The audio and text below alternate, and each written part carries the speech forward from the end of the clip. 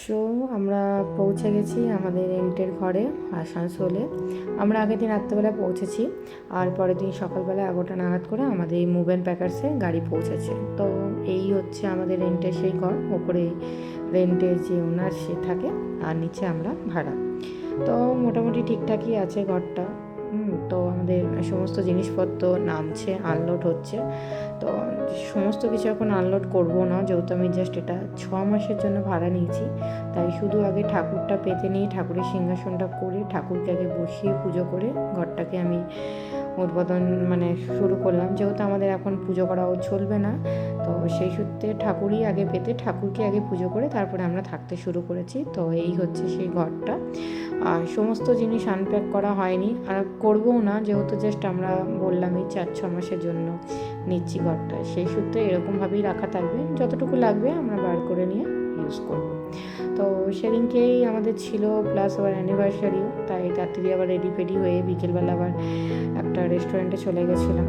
সেখানেই আমরা সেলিব্রেশন করলাম ছোট্ট করে, যেহেতু জাস্ট আমাদের ট্রান্সফার হয়েছে, সমস্ত জিনিস কোনটা কোথায় আছে সেটুকু আমরা জানি না, সব ভুলে গেছিলাম। যতই লিখি না কেন, কিন্তু এত আমাদের হয়েছিল পেটি, এতটাই লাগেজ পরিমাণ সব বেড়ে গেছিলো, আমি পুরোপুরি টোটালি ব্লাইন্ড হয়ে গেছি যে কোনটাতে কি রেখেছি। আমি তখন মনে করে করে আমি রেখেছিলাম, কিন্তু এখন আর মনে পড়ছে না যে আমি কোথাতে কী রেখেছি। তাই ভাবলাম বাইরে একটা ছোট্ট করে সেলিব্রেশন ডিনারটা করা যায়। তো কিছুই ছিল না, জাস্ট এরকম কেক কাটিং হয়েছিল।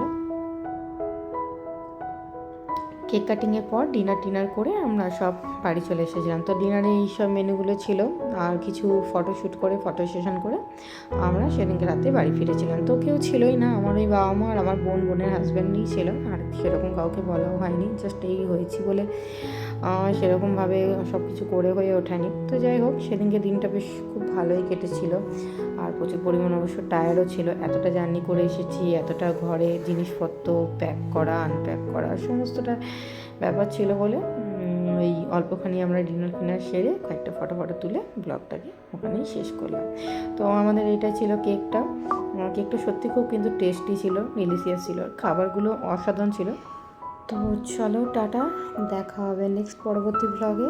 সবাই খুব ভালো থেকো, সুস্থ থেকো। আর এই হচ্ছে আমার অ্যানিভার্সারি গিফট। মাদের গিফটগুলো তোলা হয়নি, মা বোন যারা দিয়েছে, এটা আমার হাজব্যান্ড দিয়েছে। তো চলো, দেখা হবে নেক্সট পরবর্তী ভিডিওতে।